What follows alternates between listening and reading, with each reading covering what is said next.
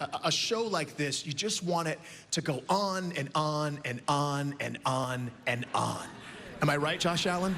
Or you just end it in a way that makes sense, is fair, and gives everyone an equal opportunity to win.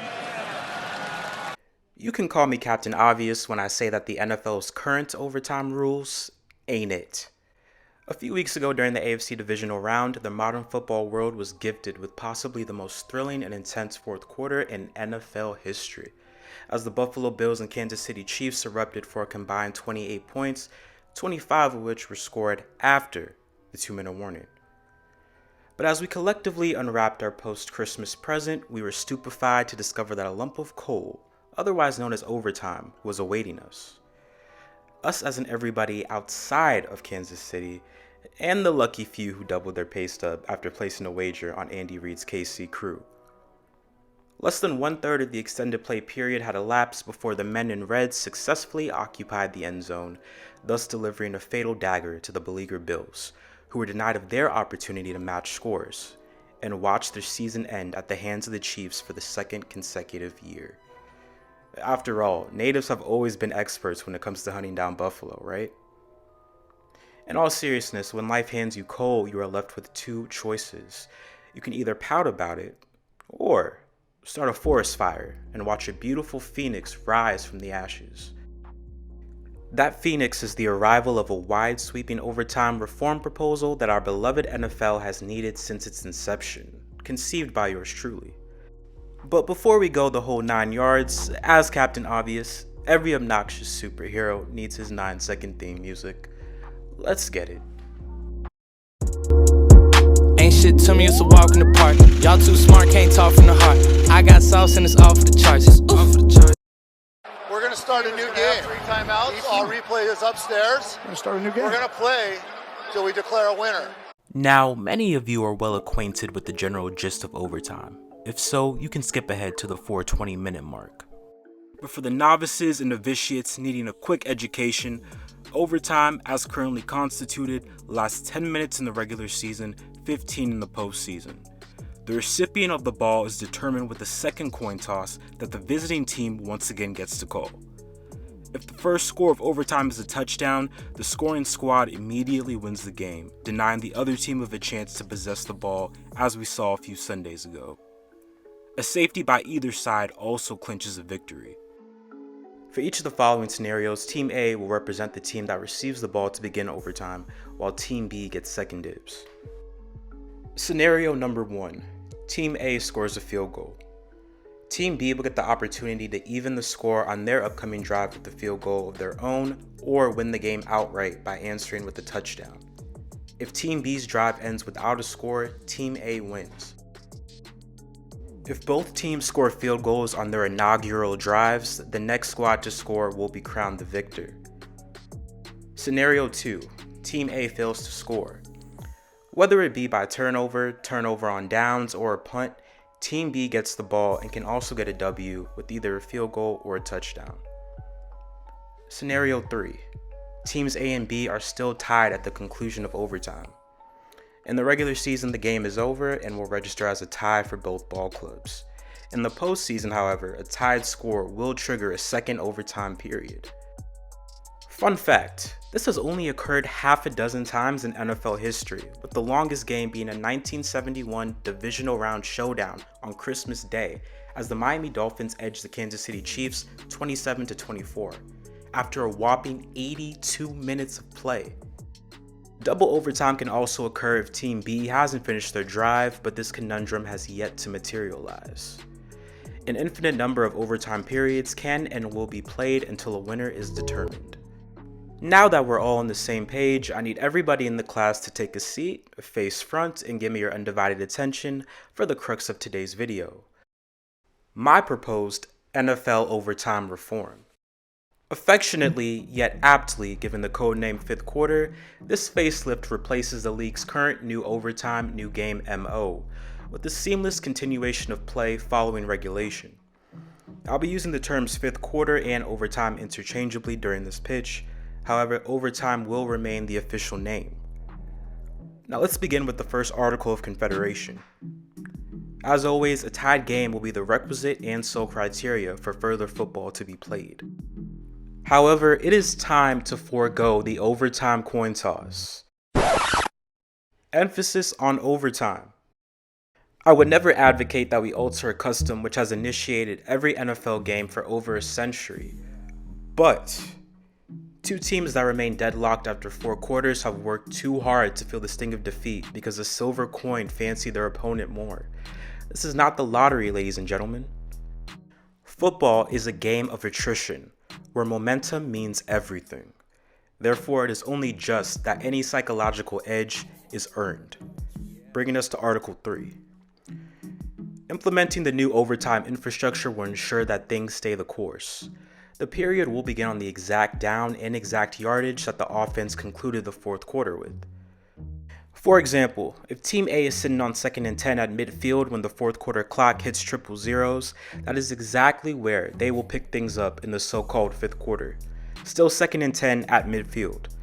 If the 4th quarter ends with a score, the 5th quarter will begin with the kickoff.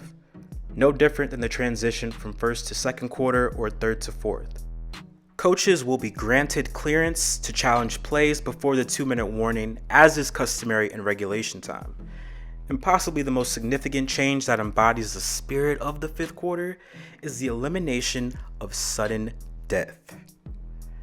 In the case of extended shootouts like KC and Buffalo, or even KC in New England 3 years ago, many defensive units will bend and then proceed to break. It is no secret that the NFL rulebook has become increasingly slanted in the offense's favor. Bottom line, it is unrealistic to expect modern-day defenders to halt the contemporary high-octane output of their opposition, especially on the heels of the already fatigue-inducing regulation time. On to Article 4.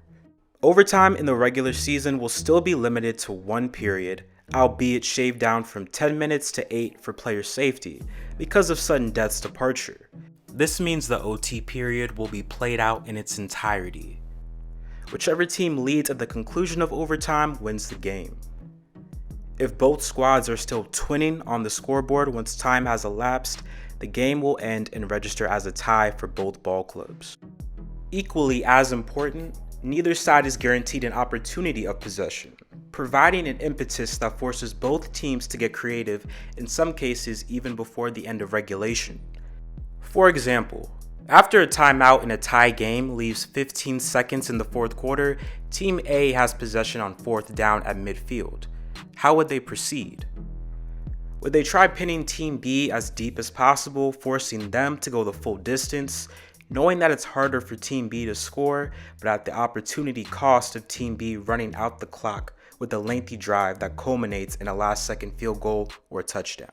Would Team A intentionally commit a turnover on downs, giving Team B a shorter field to work with, but also ensuring that Team B would not be able to retain possession for all of overtime?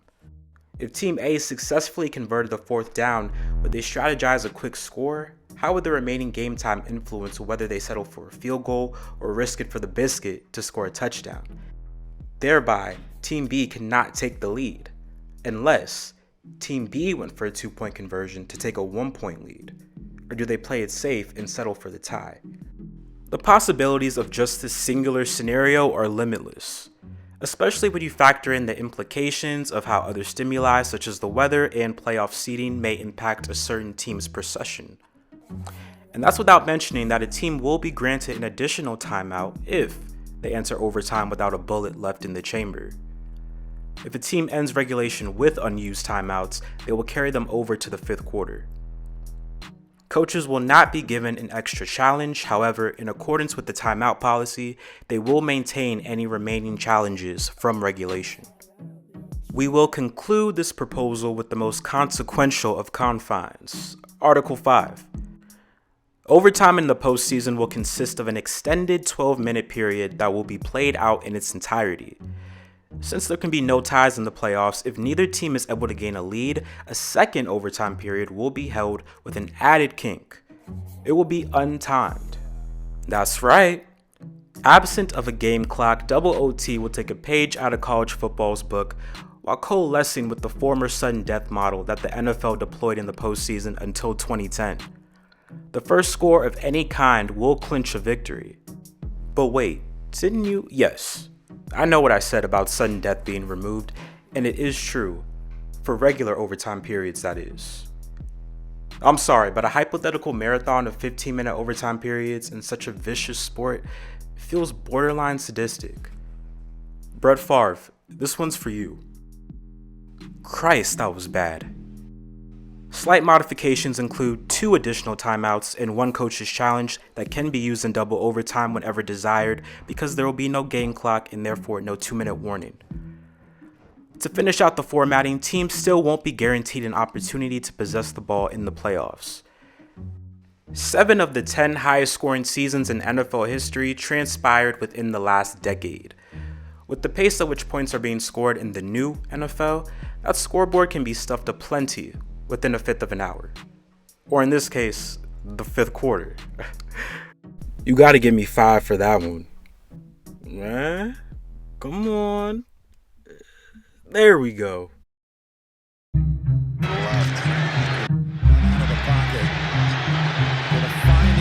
He's got a first down and he falls on that shoulder. Is there a flag? He's upset looking. Oh no, he's fired up. He's upset. He's happy. Baker Mayfield. Simply put, no sport comes close to the NFL. They can win it with a touchdown. First victory of the year on the line. Goff's got it. Back, looks, touchdown Detroit Lions! Football is like a drug that I need in my veins. Every second, every minute, every hour. And I know there are millions of you around the world who feel the same exact way. The Arizona Cardinals select Kyler Murray, quarterback, Oklahoma. This phenomenon is already potent, but with the revolutionized 5th quarter, it will become pure ecstasy.